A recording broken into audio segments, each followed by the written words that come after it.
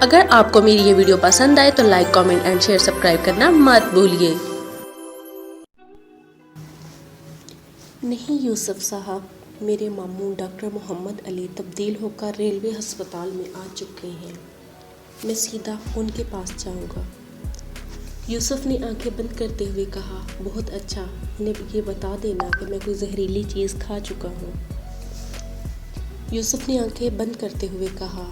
اس کے بعد منظور نے اسے سہارا دے کر ایک کمرے کے اندر بستر پر لٹا دیا اور بجلی کا پنکھا آن کرتے ہوئے نوکر سے کہا، دین محمد تم ان کا خیال رکھو، میں جلدی آ جاؤں گا۔ وہ چلا گیا تو یوسف نے دین محمد سے کہا، تم ٹھنڈے پانی کا ایک جگ لے آؤ اور اس میں 1 چمچہ نمک ڈال کر میرے پاس رکھ دو۔ تقریباً 1 گھنٹہ بعد منظور واپس آیا تو اس کی سائیکل کے پیچھے ایک تانگا آ رہا تھا۔ دین محمد دروازے سے باہر کھڑا تھا۔ منظور نے سائیکل سے اترتے ہی سوال کیا، یوسف صاحب کا اب کیا حال ہے؟ جناب، وہ بستر پر آنکھیں بند کیے پڑے ہیں۔ نمکین پانی کے چند گھونٹ پینے کے بعد ان کا جی متلانے لگا لیکن کہہ نہیں آئی۔ پھر انہوں نے کہا، اس پانی میں برف ڈالو اور مجھے چمچہ کے ساتھ پلاتے جاؤ، اور میں اب تک ایک بڑا گلاس نہیں پلا چکا ہوں۔ ڈاکٹر تانگے سے اترا، منظور اس کے ساتھ کمرے میں داخل ہوا۔ یوسف نے ان کی آہٹ سن کر آنکھیں کھول دی اور بستر سے اٹھنے کی کوشش کی، لیکن منظور نے جلدی سے آگے بڑھ کر اسے روکتے ہوئے کہا، یوسف صاحب آپ آرام سے لیٹے رہیں، خدا کا شکر ہے کہ ماموں جان مجھے جاتے ہی مل گئے تھے۔ ڈاکٹر محمد نے کسی تاخیر کے بغیر یوسف کی نبض دیکھی، اس کا بلڈ پریشر چیک کیا، اس کے بعد اس کی آنکھوں کا معائنہ کیا، پھر اسے ایک ٹیکا لگایا اور چند سوالات پوچھنے کے بعد منظور کی طرف دیکھتے ہوئے کہا، بیٹا، کتوں نے تمہارے دوست کی مدد کی ہے۔ اس طرح اس کا ایک لخت اتنی مقدار میں پانی پی جانا اور پھر قید کر دینا ایک معجزہ ہے۔ اب انہیں نمکین پانی، گلوکوز ڈال کر پلاتے رہو۔ گلوکوز کا ڈبہ میرے بیگ میں ہے اور اگر انہیں نیند آ جائے تو بہت اچھا ہوگا۔ کچھ دیر سونے کے بعد ان کی طبیعت بہت بہتر ہو جائے گی اور ہم انہیں دودھ پلا سکیں گے۔ اس کے بعد میں انہیں اپنے ساتھ ہسپتال لے جاؤں گا۔ یوسف نے کہا، ڈاکٹر صاحب مجھے ایسا محسوس ہو رہا ہے کہ میں ٹھیک ہو رہا ہوں اور ہسپتال جانے کی ضرورت پیش نہیں آئے گی۔ نہیں بیٹا، ڈاکٹر محمد علی نے شفقت سے اس کی پیشانی پر ہاتھ رکھتے ہوئے کہا، جب تک مجھے یہ تسلی نہیں ہو جاتی کہ تم بالکل ٹھیک ہو گئے ہو تمہیں ہسپتال میں رہنا پڑے گا۔ نہیں بیٹا، ڈاکٹر محمود علی نے شفقت سے اس کی پیشانی پر ہاتھ رکھتے ہوئے کہا، جب تک مجھے یہ تسلی نہیں ہو جاتی تم بالکل ٹھیک ہو گئے ہو تمہیں ہسپتال میں رہنا پڑے گا۔ ڈاکٹر صاحب میں نے 2 نوالے ہی منہ میں ڈالے تھے۔ بیٹا، بعض خوش قسمت لوگوں کی انتڑیوں کا نظام ایسا ہوتا ہے، اگر وہ کوئی مضر چیز نکل لے تو فوراً کہہ آ جاتی ہے اور تم اسی وجہ سے بچ گئے ہو۔ ہم وہ کھانا بھی اٹھا کر لے جائیں گے اور لیبارٹری میں میرے کچھ ایسے دوست ہیں، میں ان سے پوری طرح چیک کرواؤں گا۔ لیکن ڈاکٹر صاحب میں یہ نہیں چاہتا کہ یہ معاملہ ہمارے گھر تک پہنچے۔ کسی کو یہ معلوم نہیں ہونا چاہیے کہ مجھے زہر دینے والا کون تھا۔ بیٹا، اگر یہ بات ہے تو ہم پرائیویٹ طور پر اتنی تسلی کے لیے یہ کھانا چیک کروا لیں گے اور لیبارٹری میں ایسے لوگ موجود ہیں جن پر اعتماد کیا جا سکتا ہے۔ تیسرے دن بلقیس ظہر کی نماز سے فارغ ہوئی تو دوست محمد نے برآمدے سے اندر جھانکتے ہوئے کہا، بی بی جی، یوسف صاحب کا نوکر آیا ہے، اس کے چہرے سے معلوم ہوتا ہے کہ وہ کوئی اچھی خبر نہیں لایا۔ کیا کہتا ہے وہ؟ بی بی جی، وہ مجھے صرف یہ بتا کر رو پڑا تھا کہ میں یوسف صاحب کی خبر لینے کے لیے آیا تھا۔ بی بی جی، وہ مجھے صرف یہ بتا کر رو پڑا تھا کہ میں یوسف صاحب کی خبر لینے کے لیے آیا ہوں۔ بلقیس نے اسے اندر لے آؤ۔ بی بی جی، آپ اسے کچھ نہ کہیں، وہ بہت دکھی معلوم ہوتا ہے۔ دوست محمد یہ کہہ کر جیسے ہی بڑھا 1 منٹ عبدالغفور بلقیس کے سامنے کھڑا تھا۔ اس کی مفہوم صورت دیکھ کر بلقیس کا دل دھڑکنے لگا اور اس نے پوچھا، عبدالغفور کیا بات ہے؟ بی بی جی، ہم کل صبح یوسف صاحب کو تلاش کر رہے ہیں۔ وہ رات کے وقت گھر آئے تھے اور پچھلے پہر کہیں چلے گئے تھے۔ وہ آج عبدالکریم کے گھر دعوت میں بھی شریک نہیں ہوئے۔ یہاں جی کا خیال تھا کہ اگر آپ دعوت میں آئیں تو شاید ان کے متعلق کچھ بتا سکیں۔ تمہارا مطلب ہے کہ یوسف عبدالکریم کے گھر نہیں گیا تھا؟ جی نہیں، وہ نہیں آئے تھے۔ میں ان کے دوست منظور صاحب کے گھر بھی گیا تھا لیکن ان کے نوکر نے بتایا تھا کہ وہ گھر نہیں ہے اور یوسف بھی وہاں نہیں آیا۔ میں کل رات اور آج صبح بھی منظور صاحب کے گھر گیا تھا لیکن وہ اپنے نوکر کو یہ بتا کر نہیں گئے کہ وہ کہاں جا رہے ہیں۔ عبدالکریم کا نوکر فضل دین بھی منظور صاحب کے علاوہ ان کے کئی جاننے والوں سے پتہ کر چکا ہے لیکن کسی کو معلوم نہیں کہ یوسف صاحب کہاں ہیں۔ منظور صاحب کا بھی کسی نے نہیں بتایا۔ بلقیس بولی، میری سمجھ میں کچھ نہیں آتا کہ یوسف اپنے گھر کیوں نہیں ٹھہرا اور پچھلے پہر یہ بتا کر کیوں نہیں گیا کہ وہ کہاں جا رہا ہے۔ عبدالغفور نے کہا، بی بی جی، میں صرف اتنا جانتا ہوں کہ یوسف صاحب جب گھر سے نکلے تھے تو ان کی طبیعت خراب تھی۔ وہ قے کرنے کے بعد نلکے سے پانی پی رہے تھے، پھر وہ اپنی سائیکل پر سوار ہو کر باہر نکل گئے تھے۔ تم نے ان سے کچھ پوچھا تھا؟ جی نہیں، مجھے پوچھنے کا موقع ہی نہیں ملا۔ میں کمرے سے باہر نکلا تو وہ سائیکل پر سوار ہو کر کہیں جا رہے تھے۔ میرا خیال تھا وہ کسی ڈاکٹر سے دوائی لینے گئے ہوں گے۔ بلقیس نے کہا، دیکھو عبدالغفور، تم ایک اچھے آدمی ہو، یوسف کو تلاش کرو اور اگر وہ مل جائے تو فوراً مجھے اطلاع کر دو۔ 5ویں دن عبدالرحیم کو یوسف کا خط ملا۔ ابا جان، مجھے آپ کی پریشانی کا پورا احساس ہے اور میں خلوص دل سے اپنی کوتاہی کے لیے معافی مانگتا ہوں۔ میں گھر پہنچنا چاہتا تھا۔ جب میں پہنچا تو آپ سو رہے تھے، اس لیے میں نے جگانا مناسب نہ سمجھا۔ میری طبیعت راستے میں ہی ٹھیک نہیں تھی، لیکن گھر پہنچتے ہی مجھے قے شروع ہو گئی۔ مجھے احساس ہوا کہ شاید مجھے اسی بیماری نے پکڑ لیا ہے جس نے چند گھنٹوں میں امی جان کو ہم سے جدا کر دیا تھا۔ مجھے یہ احساس تھا کہ ایسی بیماری میں وقت بہت اہم ہوتا ہے، اس لیے آپ کو پریشان کرنے کی بجائے میں ڈاکٹر کی تلاش میں چل پڑا تھا۔ پھر ایک مخلص دوست میرے ساتھ تھا اور وہ مجھے اپنے ماموں کے پاس لے گیا تھا۔ صرف چند گھنٹے میں ہسپتال میں رہا تھا، پھر یہ بزرگ ڈاکٹر مجھے اپنے گھر لے گئے۔ اب میں صحت مند ہو چکا ہوں، لیکن اتنا کمزور ہو چکا ہوں کہ اگر آپ مجھے دیکھیں تو آپ کو تکلیف ہوگی۔ ڈاکٹر صاحب کہتے ہیں کہ ایک ہفتہ آرام کے بعد میں ٹھیک ہو جاؤں گا، لیکن میری خواہش ہے کہ مجھ میں کچھ جان آ جائے اور میں فوراً گھر پہنچ جاؤں۔ عبدالرحیم نے خط بیوی کو سنایا، پھر صدیق کو پیار کر کے اسے تسلی دی اور اٹھ کر عبدالکریم کی کوٹھی میں داخل ہوئے تو عبدالکریم نے ان کا چہرہ دیکھتے ہی سوال کیا، یوسف کا کچھ پتہ چلا؟ جی ہاں، مجھے بلا وجہ اس پر غصہ آتا رہا اور آپ بھی پریشان رہے ہیں، لیکن وہ بے قصور تھا۔ وہ گھر پہنچتے ہی بیمار ہو گیا تھا۔ قے کی وجہ سے اسے شک ہوا کہ شاید اسے بھی اپنی ماں کی طرح ہیضہ ہو گیا ہے۔ یہ اس کی عادت ہے کہ وہ اپنی تکلیف میں کسی دوسرے کو حصہ دار نہیں بنایا کرتا، اس لیے وہ چپکے سے کسی ڈاکٹر کے پاس چلا گیا تھا۔ آج اس کے خط سے معلوم ہوا ہے کہ وہ کمزوری کی حالت میں میرے سامنے بھی آنا پسند نہیں کرتا۔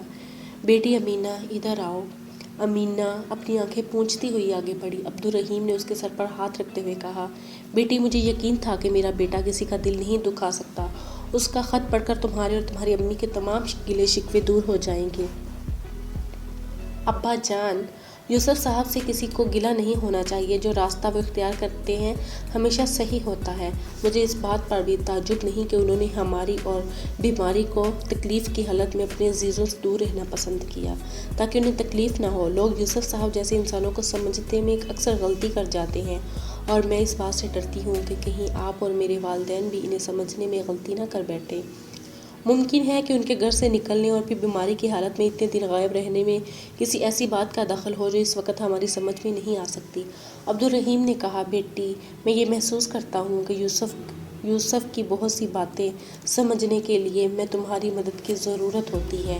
امینہ نے جواب دیا، ایک صاف دل اور سیدھے آدمی کو کسی کی عقل سے نہیں بلکہ اپنے دل سے سمجھا جا سکتا ہے۔ عبدالرحیم نے کرسی پر بیٹھتے ہوئے کہا، بیٹی، مجھے ٹھنڈا پانی پلاؤ اور سب میرے پاس بیٹھ جاؤ، میں ایک اہم ذمہ داری سے سبکدوش ہونا چاہتا ہوں۔ امینہ نے شربت کا ایک گلاس لا کر پیش کیا اور پوچھا، میاں جی، آپ کی طبیعت ٹھیک ہے نا؟ عبدالرحیم نے چند گھونٹ اطمینان سے پینے کے بعد کہا، بیٹی، میں بالکل ٹھیک ہوں۔ اس وقت میں اپنے دل کی بات کر رہا ہوں اور مجھے امید ہے کہ ایک سیدھی سی بات پر آپ لوگوں کا کوئی اعتراض نہیں ہوگا۔ عبدالرحیم نے یہ کہہ کر گلاس تپائی پر رکھ دیا اور پھر اپنی جیب سے ایک ڈبیا نکال کر کھولتے ہوئے کہا، بیٹی، اپنا ہاتھ ادھر کرو۔ امینہ نے جھجکتے ہوئے اپنا ہاتھ آگے کر دیا، لیکن کھلی ڈبیا میں سنہری انگوٹھی دیکھ کر اچانک پیچھے ہٹا لیا۔ ماں نے جلدی سے کہا، بدشگونی نہ کرو بیٹی۔ امینہ نے بھری ہوئی آواز میں جواب دیا، امی جان، بدشگونی تو یہ ہے کہ جس کی حرکت سے مجھے یہ انگوٹھی پیش کی جا رہی ہے وہ خود یہاں نہیں ہے۔ اگر یہ میرا اور یوسف صاحب کا مسئلہ ہے تو اس کا فیصلہ ہم علیحدہ نہیں کر سکتے۔ میں ان کے متعلق یہ نہیں سوچ سکتی کہ ان کی تائید اور رضامندی کے بغیر ہمارا کوئی فیصلہ صحیح ہوگا۔ عبدالرحیم نے پریشان ہو کر کہا، بیٹی، تمہیں اس کے خلوص اور شرافت پر رشک نہیں کرنا چاہیے۔ اماں جان، اگر وہ میرے ہاتھوں میں یہ انگوٹھی دیکھنا پسند نہ کرے تو بھی مجھے ان کے خلوص اور شرافت پر شبہ نہیں ہوگا، لیکن ہمیں تو یہ معلوم ہونا چاہیے کہ ہم کیا کرنا چاہتے ہیں اور کچھ چاہتے بھی ہیں یا نہیں۔ آپ یہ انگوٹھی امانت کے طور پر رکھ جائیں۔ جب یوسف صاحب یہ کہیں گے کہ مجھے یہ انگوٹھی پہن لینی چاہیے تو میں آپ کے حکم عدولی نہیں کروں گی۔ وہ بہت نیک دل ہیں اور میں نے بھی ان سے دوسروں کے احساسات کا احترام کرنا سیکھا ہے۔ عبدالرحیم نے کہا، بیٹی تم بہت اچھی لڑکی ہو اور مجھے یقین ہے یہ بات میرے بیٹے کو بھی معلوم ہوگی۔ میں پرسوں دورے پر جا رہا ہوں، اگر وہ میری غیر حاضری میں گھر آیا تو اسے میری طرف سے یہ پیغام مل جائے گا کہ اسے بلا تاخیر تمہارے والدین کے پاس حاضری دینی چاہیے۔ بہن رشیدہ، آپ یہ انگوٹھی اپنے پاس رکھ لیں۔ اب یوسف کے روبرو صحت ہو کر گھر آنے پر آپ کو اس کی انگوٹھی کے لیے ایک چھوٹی سی دعوت کرنی پڑے گی۔ بیٹی امینہ، تم اس کے لیے دعا کرتی ہو نا؟ امینہ نے آنکھوں میں آنسو بھرتے ہوئے کچھ کہنے کی بجائے اسبات میں سر ہلا دیا۔ 10 دن بعد الف صبح یوسف سائیکل دوڑاتا ہوا اپنے گھر سے کچھ دور ایک مسجد کے قریب آ کر رکا اور دروازے سے باہر سائیکل کھڑی کر کے نماز کے لیے اندر چلا گیا۔ نماز کے بعد وہ سائیکل پکڑ کر پیدل چلتا ہوا اپنے گھر کے سامنے آ کر ٹھہر گیا اور سائیکل کھڑی کر کے دروازے پر دستخط دی۔ جب چند ثانیے جواب نہ آیا تو اس نے عبدالغفور کو آواز دی۔ اچانک کنڈی کھلنے کی آواز آئی، آہستہ سے دروازہ کھلا اور چراغ بی بی نے باہر جھانکا اور اسے دیکھ کر بجلی کا بٹن دبا دیا۔ یوسف نے باہر سے سائیکل اٹھا کر صحن میں رکھ دی اور چند ثانیے اس کی طرف دیکھتا رہا۔ چراغ بی بی کا رنگ زرد تھا اور پھٹی پھٹی آنکھوں سے اس کی طرف دیکھ رہی تھی۔ یوسف نے بڑی مشکل سے کہا، ماں جی آپ ٹھیک ہیں؟ آپ کا چہرہ بہت زرد ہو رہا ہے۔ چراغ بی بی کی آنکھوں سے آنسو پھوٹ نکلے اور اس نے اچانک جھک کر یوسف کے پاؤں پکڑتے ہوئے کہا، یوسف خدا کے لیے مجھے معاف کر دو، مجھے زندہ نہیں رہنا چاہیے تھا، لیکن میں بہت سخت جان ہوں۔ جو سزا میں اپنے آپ کو خود دے رہی ہوں وہ کوئی دوسرا نہیں دے سکتا۔ میں کتنی بار اوپر کی چھت پر کھڑی ہو کر چلانا چاہتی تھی کہ میں مجرم ہوں، میں قاتل ہوں، لیکن خوف یہاں بھی میری زبان بند کر دیتا تھا۔ ماں نے مجھے ڈرایا تھا کہ ہم سب پھانسی پر چڑھ جائیں گے۔ یوسف نے اس کے ہاتھ پکڑ کر اٹھاتے ہوئے کہا، ماں جی آپ یہ کیا کر رہی ہیں؟ آپ مجھے کچھ نہیں، میں زندہ ہوں۔ ابا جی ایسی باتیں سنیں گے تو کیا کہیں گے؟ وہ دورے پر گئے ہوئے ہیں اور 3-4 دن بعد آئیں گے۔ عبدالغفور کہاں ہے؟ وہ سو رہا ہے، تمہارا بھائی بھی سو رہا ہے۔ یوسف نے کہا، آپ اوپر چلیں، آپ سے چند باتیں کرنے کے بعد واپس چلا جاؤں گا، اور آپ کو یہ اطمینان ہونا چاہیے کہ میں لڑائی کے لیے نہیں آیا۔ چراغ بی بی نے پر امید ہو کر اس کی طرف دیکھا اور زینے پر چڑھنے لگی۔ تھوڑی دیر بعد یوسف اس کے کمرے میں اس کے سامنے بیٹھا ہوا تھا۔ چراغ بی بی نے قدرے تذبذب کے بعد کہا، یوسف میں تم سے پوچھتی ہوں کہ کیا خدا مجھ جیسی گناہ گار کو بھی معاف کر دے گا؟ یوسف نے جواب دیا، وہ سب کو معاف کرنے پر قادر ہے اور توبہ کرنے والوں کو تو اس سے پہلے مایوس نہیں ہونے دیتا۔ یوسف میں 1000 بار توبہ کرتی ہوں اور باقی عمر ہر سانس کے تحت توبہ کیا کروں گی۔ میں بہت شرمندہ ہوں، اگر تم مجھے اوپر کی چھت سے نیچے پھینک دو تو بھی منہ سے کوئی آواز نہیں نکلے گی۔ یوسف نے کچھ سوچ کر کہا، ماں جی میں نے آپ کے ساتھ پہلے بھی کوئی دشمنی یا برائی نہیں کی تھی اور اب بھی نہیں کروں گا۔ کیا میرے پاس شکر کرنے کے لیے یہ کافی نہیں کہ میں زندہ ہوں؟ لیکن ایک سوال ایسا ہے جس کا جواب معلوم کرنا میں ضروری سمجھتا ہوں، اور وہ یہ ہے کہ اگر وہ زہر آلود کھانا جس کے دروازے میں نے اس رات کھائے تھے آپ کی توقعات پوری کرتا ہوں اور مر جاتا تو آپ کو اس سے کیا حاصل ہوتا؟ چراغ بی بی نے پھر آنکھوں میں آنسو بھرتے ہوئے کہا، یوسف خدا گواہ ہے مجھے تم سے کوئی دشمنی نہیں تھی، لیکن حسد کی آگ نے میرا دل سیاہ کر دیا تھا۔ میری ماں یہ کہتی تھی کہ جب امینہ اس گھر میں دلہن بن کر آئے گی تو تمہاری حیثیت ایک نوکرانی کی سی رہ جائے گی، اور تمہارے ابا بھی امینہ کے ذکر سے باغ باغ ہو جایا کرتے تھے۔ میں یہ سمجھ بیٹھی تھی کہ مجھے جیتے جی میں قبر میں ڈالا جا رہا ہے، خدا اس کا بیڑا غرق کرے۔ اس نے ماں کے دل سے خدا کا خوف اٹھا دیا تھا اور میری ماں نے میرے دل پر مہر لگا دی تھی۔ آپ کو ابا جان نے میرا وقت نہیں دکھایا تھا جس میں میں نے لکھا تھا، چند سال تک میرا شادی کرنے کا کوئی ارادہ نہیں ہے، چونکہ میاں عبدالکریم کو جلدی ہے، اس لیے آپ ان سے کہہ دیجئے کہ وہ اپنی شہزادی کے لیے کوئی اور رشتہ تلاش کر لیں۔ تم نے یہ لکھا تھا؟ چراغ بی بی پھر پھٹی پھٹی آنکھوں سے اس کی طرف دیکھنے لگی۔ مجھے انہوں نے ایسا کوئی خط نہیں دکھایا اور نہ ہی مجھ سے کوئی ذکر کیا تھا۔ اب مجھ پر ندامت کا بوجھ اور زیادہ ہو جائے گا۔ کاش تم مجھے صرف ایک بار یہ کہہ دیتے کہ تم نے کسی اور لڑکی کو پسند کر لیا ہے، تو میں تمہارے باپ کو اپنے ساتھ لے جاتی اور ان کے پاؤں پکڑتی، منت سماجت کرتی اور پھر اس خوشی کے ساتھ زندگی گزارتی کہ میں تمہاری ماں ہوں۔ یوسف نے پوچھا آپ نے ابا جی کو یہ کیوں نہیں بتایا کہ آپ امینہ کو پسند نہیں کرتی؟ چراغ بی بی دونوں ہاتھوں سے سر پکڑ کر بولی اگر مجھے یہ معلوم ہوتا کہ تم اسے پسند نہیں کرتے تو میں اس میں 100 عیب نکالتی۔ آپ کو عیب نکالنے کی ضرورت نہ تھی، امینہ ایک اچھی لڑکی ہے، آپ اسے اطمینان سے سمجھا سکتی تھی اور مجھے یقین ہے کہ میں بھی اسے سمجھا سکتا تھا۔ میں محسوس کر رہا ہوں کہ اب پھر یہ مسئلہ بڑے زور و شور سے اٹھے گا اور ابا جی جو عام حالات میں میری بات مان جایا کرتے تھے پوری قوت کے ساتھ اپنا فیصلہ نافذ کریں گے۔ اگر آپ اپنے والدین سے مشورہ کرنے کی بجائے اپنے دماغ سے کام لیں تو آپ میری ایک بہت بڑی الجھن دور کر سکتی ہیں۔ یوسف میں خدا کی قسم کھا کر کہتی ہوں تم جو کہو گے میں وہی کروں گی۔ آپ صرف یہ کوشش کریں کہ شادی کے متعلق جب ابا جی سے میری گفتگو ہو ابا جی کا موڈ اتنا خراب نہ ہو جائے کہ مجھے گھر چھوڑنا پڑے۔ گھر چھوڑنے کی صورت میں آپ کے والدین کو یہ خوش فہمی نہیں ہونی چاہیے کہ انہوں نے کوئی میدان مار لیا ہے اور اس کالے پیر نے جو لذیذ مسالہ آپ کو دیا ہے وہ کسی اور کے کھانے میں بھی استعمال ہو سکتا ہے۔ آپ کو معلوم ہونا چاہیے کہ میں باقی تمام کھانا اپنے ساتھ لے گیا تھا۔ اس کھانے کا معائنہ ہوا اور اس کی رپورٹ میرے ایک دوست کے پاس امانت ہے۔ آپ یہ احتیاط کریں کہ اس گھر میں میرے بھائی یا ابا جی کو بھی کھانے کے بعد کہہ نہ آئے، ورنہ وہ زہر مہیا کرنے والے، کھلانے والوں اور کھانے والوں کا مشورہ دینے والوں کے لیے پھانسی کا پھندا بن جائے گی۔ اگر آپ توبہ کر چکی ہیں تو ڈرنے کی وجہ نہیں، میں صرف احتیاطاً آپ کو یہ بتا رہا ہوں۔ اور دیکھیے ابا جی کو اس بات کا قطعی علم نہیں ہونا چاہیے۔ اس رات جب میں گھر سے نکلا تھا تو مجھ پر کیا گزری تھی، میں نہیں چاہتا تھا کہ ان کی باقی زندگی تلخ ہو جائے۔ اب مجھے اجازت دیجیے، میں صدیق سے مل کر چلا جاؤں گا اور ایک ضروری کام سے فارغ ہو کر ابا جی کے سلام کے لیے حاضر ہوں گا۔ عبدالغفور نے اوپر آ کر آواز دی بی بی جی ناشتے کے لیے مکھن، ڈبل روٹی اور دہی لے آیا ہوں، اگر حکم ہو تو چائے کے لیے آگ جلا دوں۔ عبدالغفور صدیق سے کہو کہ تمہارے بھائی جان آ گئے ہیں۔ بی بی جی یوسف صاحب کب آئے ہیں؟ وہ اذان سے تھوڑی دیر بعد آ گئے تھے اور تم اس وقت سو رہے تھے۔ ہاں، تم صدیق کو جگا دو۔ صدیق بھاگتا ہوا آیا، بھائی جان کب آئے تھے؟ مجھے کیوں نہیں جگایا؟ یوسف نے اسے پکڑ کر گود میں بٹھا لیا۔ صدیق تم نے نماز نہیں پڑھی، میرا خیال ہے کہ اب بھی وقت ہے، تم جلدی سے وضو کر کے نماز پڑھ لو۔ بہت اچھا بھائی جان، لیکن آپ وعدہ کریں کہ آپ کہیں چلے نہیں جائیں گے۔ یوسف نے کہا پہلے تم نماز پڑھ لو ورنہ وقت نکل جائے گا۔ صدیق بھاگتا ہوا باہر نکل گیا۔ چراغ بی بی نے کہا یوسف صاحب اگر آپ اجازت دیں تو عبدالغفور آپ کے لیے بہت ساتھ ہی لے آئے۔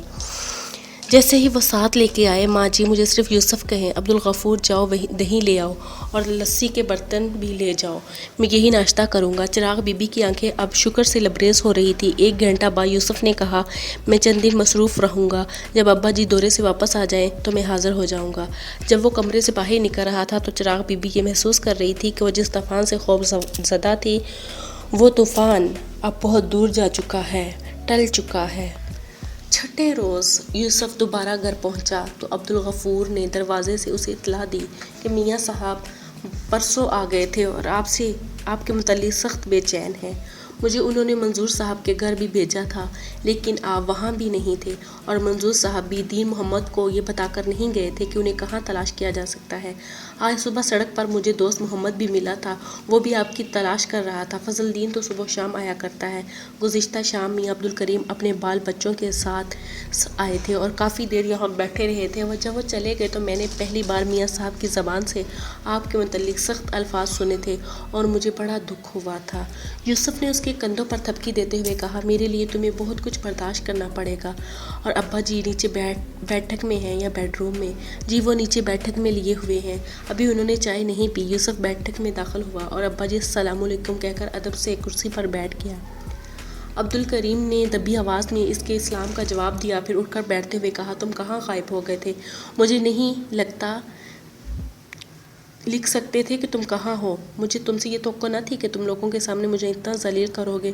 ابا جی اگر میں آپ کو کوئی تکلیف پہنچائی تو میں آپ سے معافی مانگتا ہوں۔ چراغ بی بی بھاگتی ہوئی کمرے میں داخل ہوئی اور اس نے کہا میں نے آپ کو کتنی بار سمجھایا کہ آپ کا بیٹا بے قصور ہے، جرم اگر کوئی تھا تو میرا تھا جسے بیماری کی حالت میں باہر نکلنے سے نہ روک سکی، لیکن تم اسے یہ نہیں بتایا تھا کہ میں 3-4 دن بعد دورے سے واپس آ جاؤں گا اور میں 3 دن سے اس کا راستہ دیکھ رہا ہوں۔ چراغ بی بی نے آواز دی عبدالغفور جلدی سے لیمن کی 4 بوتلیں لے اور پھر چائے تیار کر لو۔ عبدالرحیم نے کہا لیمن لے آؤ چائے ہم عبدالکریم کے ہاتھ جا کر پئیں گے۔ غضب خدا کا، وہ کل بھی یہاں 3 گھنٹے انتظار کر کے گئے اور اس برخوردار کو یہ خیال ہی نہیں کہ اسے کہیں فون کر لیتا۔ چراغ بی بی نے کہا جی یوسف مجھے یہ بتا کر گیا تھا کہ وہ ایک کام میں بہت مصروف ہے اور کام ختم کرنے کے بعد حاضر ہو جائے گا۔ تم بلا وجہ اس کی طرفداری کرتی ہو۔ تم نے اسے یہ احساس نہیں دلا دیا تھا کہ اس کے گھر جانا کتنا ضروری ہے۔ چراغ بی بی بولی آپ غصہ میں آنے کی کوئی بات ہے، جلدی بازی اتنی نہیں کرتے، ہمیشہ جلد بازی وہ کر رہے تھے۔ آپ نے تو یہ نہیں کہا تھا کہ آپ یوسف سے پوچھے بغیر اس کی منگنی کا اعلان کر دیں۔ آپ نے خود یہ کہا تھا کہ میرا بیٹا اپنا مستقبل بہتر سوچ سکتا ہے، اور اب آپ اس کے ساتھ اطمینان سے بات بھی نہیں کر رہے۔ بات ہو چکی ہے اور یہ مسئلہ اب ہماری عزت کا مسئلہ بن چکا ہے۔ میں ان کے گھر انگوٹھی بھی دے آیا ہوں۔ وہ لڑکی اتنی سمجھدار ہے کہ اس نے یہ کہہ کر انگوٹھی اپنی ماں کے پاس رکھوا دی تھی کہ جب یوسف تندرست ہو کر یہاں آئیں گے تو ان کے سامنے خوشی سے انگوٹھی پہنوں گی۔ اس دن مجھے پہلی دفعہ یہ احساس ہوا تھا کہ اس کے دل میں کوئی بے اطمینانی ہے۔ اب تم بھی یوسف کے ساتھ ان کے گھر چلنے کے لیے تیار ہو جاؤ۔ مجھے اس بچی کو انگوٹھی پہنائے بغیر اطمینان نہیں ہوگا۔ یوسف نے کہا ابا جی اب میرے معاملے میں وہی کرنا چاہتے ہیں جسے دوسروں کے معاملے میں غلط سمجھتے رہتے ہیں۔ بے وقوف، اگر تم اپنی آنکھوں پر پٹی باندھ لو گے تو میں تمہیں پکڑ کر کھینچتا ہوا سیدھے راستے کی طرف لے جاؤں گا۔ ابا جی میں نے اپنی آنکھوں پر پٹی نہیں باندھی، تمہارا مطلب ہے کہ میری آنکھوں پر پٹی بندھی ہوئی ہے؟ ابا جی میں نے یہ نہیں کہا، تو پھر تم کیا کہنا چاہتے ہو؟ ابا جی جو میری مسئلہ ہے، میری زندگی سے تعلق رکھتا ہے، اس کے متعلق میں صرف عبدالکریم صاحب یا کسی اور کو فیصلہ کرنے کا حق نہیں دیتا۔ اگر آپ اطمینان سے یہ سن سکیں کہ میرا پروگرام کیا ہے اور میں کن مقاصد کے لیے کام کرنا چاہتا ہوں تو آپ اس مسئلہ کو اتنی اہمیت نہیں دیں گے۔ میں جانتا ہوں کہ تمہارے پروگرام اور مقاصد کیا ہیں۔ تم سمجھتے ہو کہ ملک کی ہر اچھی لڑکی کے والدین تمہاری طرح بے وقوف ہوں اور وہ اس دن کا انتظار کریں گے جب تم ایک مشہور مصنف بن جاؤ، خواہ روٹی ملے یا نہ ملے۔ ابا جی اس وقت میں آپ کو اطمینان دلا سکتا ہوں کہ میں روٹی کے لیے کسی کے سامنے ہاتھ نہیں پھیلاؤں گا، اور میں ایک مصنف بن کر بھی آپ کو مایوس نہ کرتا، لیکن میں نے آپ کی خواہش پوری کرنے کے لیے اپنا ارادہ بدل دیا ہے۔ میں فوج میں شامل ہو رہا ہوں۔ مجھے امید ہے کہ مجھے بہت جلد کمیشن مل جائے گا۔ کمرے میں سناٹا چھا گیا۔ عبدالرحیم غور سے اپنے بیٹے کی طرف دیکھ رہا تھا۔ کمزوری کے باوجود یوسف کے چہرے پر عزم و یقین کی روشنی تھی۔ میری مصروفیت کی وجہ بھی یہی تھی۔ عبدالرحیم نے کہا بیٹا میں نے تمہیں کب فوج میں جانے کا مشورہ دیا تھا؟ ابا جی آپ نے مشورہ نہیں دیا، لیکن مجھے معلوم تھا کہ آپ مجھے فوج میں ایک بڑا افسر دیکھنا پسند کریں گے، اور میں آپ سے وعدہ کرتا ہوں کہ میں قدم قدم چلنے کی بجائے بھاگتا ہوا اپنے راستے کی منازل کو خود طے کروں گا۔ عبدالرحیم نے نرم ہو کر کہا بیٹا یہ مجھے معلوم ہے، اس لیے میں تمہیں چاہتا ہوں کہ روٹی کے لیے فوج میں جاؤ۔ عبدالکریم کے ساتھ رشتہ جوڑنے کے بعد تم جو چاہو کرتے رہو، مجھے فکر نہیں ہوگی۔ وہ لوگ تمہیں روٹی کے معاملے میں پریشان نہیں ہونے دیں گے، اور امینا تم سے کبھی نہیں پوچھے گی کہ تم کتابوں میں کیوں لکھتے ہو۔ پھر اگر تم یہ دیکھو کہ کتابوں کا تجربہ کامیاب نہیں ہوا تو تمہاری تعلیم ان کا کاروبار چمکانے کے کام آ سکے گی اور تمہیں کوئی کمی نہیں ہوگی۔ ابا جی خدا کے لیے میرے لیے یہ دعا کریں کہ مجھے زندہ رہنے کے سہارے تلاش کرنے کی ضرورت پیش نہ آئے۔ عبدالرحیم نے برہم ہو کر کہا تو تم مجھ سے سیدھی بات کیوں نہیں کرتے؟ میں یہ پوچھنا چاہتا ہوں کہ عبدالکریم کی لڑکی میں کس بات کی کمی ہے؟ ابا جی میں نے اس کی کوئی برائی نہیں کی، وہ بہت اچھی ہے، میں اس کی عزت کرتا ہوں، لیکن جن لوگوں کی زندگی کے راستے متوازی جا رہے ہوں ان کے درمیان ہمیشہ ایک فاصلہ رہتا ہے۔ چراغ بی بی نے نوکر کو آواز دی عبدالغفور چائے یہیں لے آؤ، ہم کہیں نہیں جائیں گے۔ عبدالرحیم نے گرج کر کہا تم اس نالائق کے ساتھ مل کر مجھے رسوا کرنا چاہتی ہو؟ یوسف نے اٹھتے ہوئے کہا بابا جی مجھے اجازت چاہیے، مجھے اپنے دامن سے نالائکی کا دبا دھونے کے لیے ایک طویل سفر طے کرنا پڑے گا۔ عبدالرحیم نے غصہ سے کانپتے ہوئے کہا جاؤ دور ہو جاؤ، میری نظروں سے دور ہو جاؤ، اگر تمہاری قسمت میں ٹھوکریں ہیں تو میں تمہارا راستہ نہیں بدل سکتا۔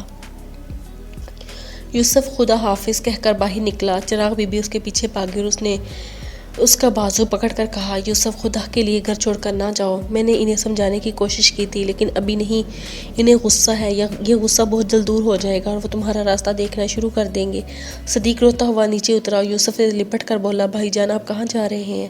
یوسف نے اس کے سر پر پیار سے ہاتھ پھیرتے ہوئے کہا صدیق میں ایک کام سے جا رہا ہوں۔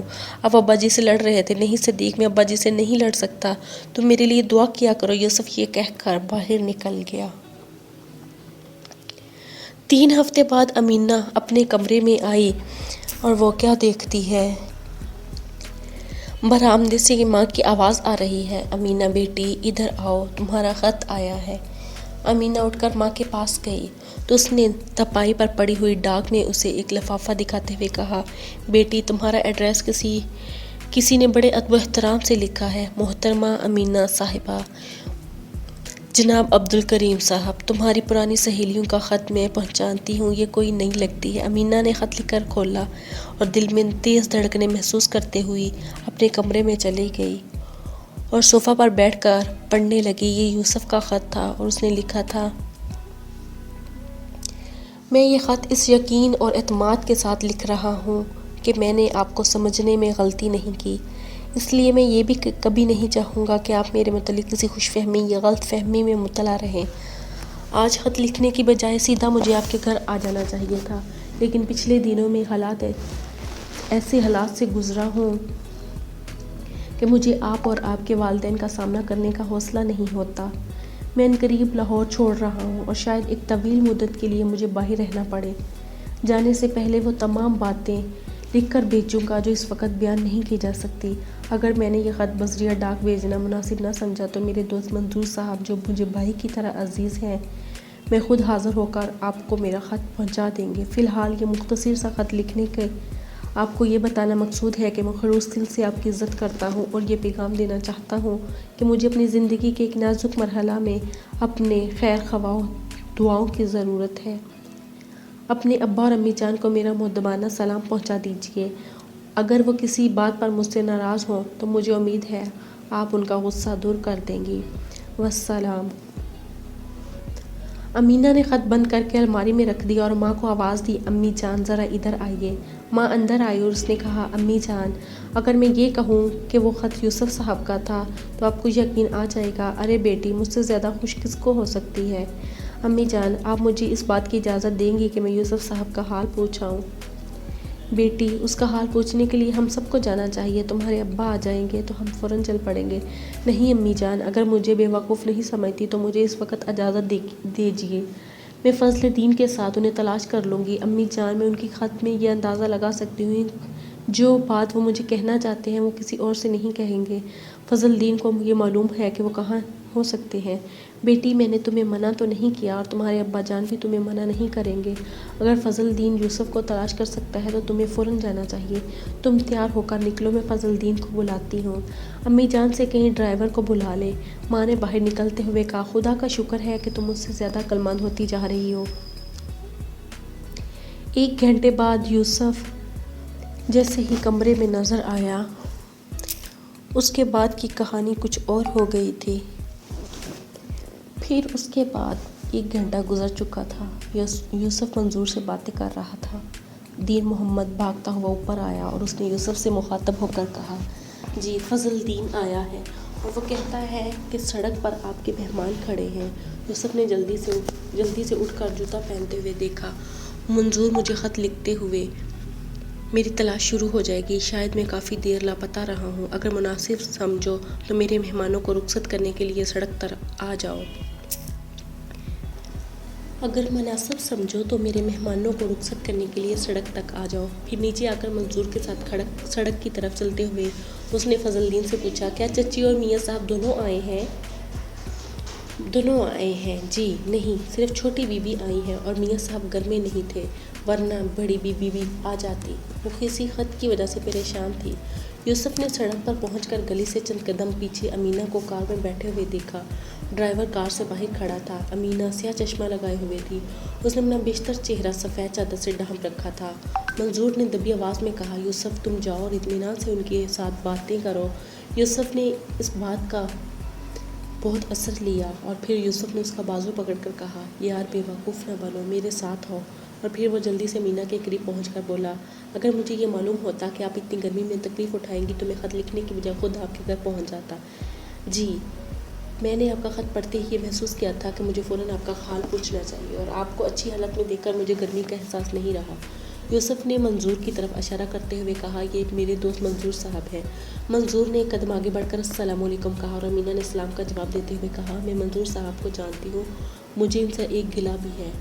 منظور بولا مجھے یقین ہے اس گرمی کے باوجود بھی آپ کو گلہ دور کر سکوں گا۔ نہیں منظور صاحب، میں آپ سے جھگڑنے نہیں آئی، لیکن آپ یہ کیوں سمجھ لیا تھا کہ یوسف صاحب اس دنیا میں تنہا ہے؟ ان کا کوئی بھی خیر خواہ نہیں، ان کی تکلیف میں حصہ دار نہیں بن سکتا۔ ان کا چہرہ بتا رہا ہے کہ یہ بیمار ہے اور ہمیں اطلاع تک نہیں دی گئی۔ منظور نے کہا جی اس سوال کا جواب یوسف صاحب سے زیادہ بہتر دے سکیں گے۔ کیا یہ بہتر نہیں ہوگا کہ یہاں دھوپ میں باتیں کرنے کی بجائے آپ یوسف صاحب کو اپنے گھر لے آئیں اور وہاں انہیں کھانا کھلائیں اور اطمینان سے باتیں بھی کریں؟ مجھے اس سے فائدہ ہوگا کہ میرے متعلق شاید آپ کے خیالات بدل جائیں۔ امینہ بولی کھانا تو ابھی میں نے بھی نہیں کھایا، یوسف صاحب چلیں گے آپ ہمارے گھر؟ یہ کہہ کر امینہ نے کار کا دروازہ کھول دیا۔ یوسف کچھ کہے بغیر اس کے ساتھ بیٹھ گیا اور فضل الدین اور ڈرائیور پچھلی سیٹ پر بیٹھ گئے اور امینہ نے کار چلا دی۔ آدھا گھنٹہ گزرنے کے بعد یوسف، امینہ اور اس کی والدہ اس کے بھائی علی اکبر کے ساتھ دسترخوان پر بیٹھا ہوا تھا۔ کھانے کے دوران گفتگو رسمی صحیح باتوں تک محدود رہی۔ پھر یوسف نے کھڑی دیکھتے ہوئے کہا نماز کا وقت ہو گیا ہے، میں یہ فرض پورا کرنے کے بعد اطمینان سے بات کروں گا۔ امینہ نے اٹھتے ہوئے کہا میں ساتھ والے کمرے میں جائے نماز بچھا دیتی ہوں، آپ وہیں غسل خانے سے وضو کر لیجیے۔ تھوڑی دیر بعد یوسف نماز پڑھ رہا تھا اور امینہ سرگوشی کے انداز میں اپنی ماں سے کہہ رہی تھی امی جان آپ جا کر آرام کریں، یوسف صاحب مجھ سے کوئی ایسی بات کہنا چاہتے ہیں جو آپ کے سامنے نہیں کہہ سکتے۔ علی اکبر کو بھی ساتھ لے جائیں، میں یہی نماز پڑھ کر انہیں روک لوں گی، اگر کوئی خاص بات ہوئی تو انہیں آپ کمرے تک لے آؤں گی۔ ٹھیک ہے بیٹی، لیکن کہیں ایسا نہ ہو کہ وہ تمہاری کسی بات پر ناراض ہو جائے۔ امی وہ ناراض ہونے کے لیے یہاں نہیں آئے، ان کی بات کسی کو پسند آئے یا نہ آئے میں کل ضرور کروں گی۔ اچھا بیٹی، میں بھی اپنے کمرے میں جا کر نماز پڑھتی ہوں اور تمہارے لیے دعا کرتی ہوں۔ علی اکبر تمہیں یوسف صاحب بہت پسند ہے نا؟ جی امی جی، میں ان کے لیے بہت دعا کیا کرتا تھا کہ وہ تندرست ہو جائے۔ امینہ نے کہا آہستہ بولو اور امی جان کے ساتھ جا کر نماز پڑھو۔ علی اکبر نے جواب دیا ابا جی، میں نماز پڑھ کر یہ دعا کروں گا کہ بھائی یوسف ہم سے کسی بات پر ناراض نہ ہو جائے۔ وہ کمرے میں ماں کے ساتھ چلا گیا۔ امینہ اپنے کمرے سے وضو کر کے جائے نماز لائی اور کمرے کے ایک کونے میں جائے نماز بچھا کر کھڑی ہو گئی۔ اس نے نماز ختم کر کے بائیں طرف دیکھا تو یوسف صاحب والے کمرے کے دروازے کے قریب تذبذب کی حالت میں کھڑا تھا۔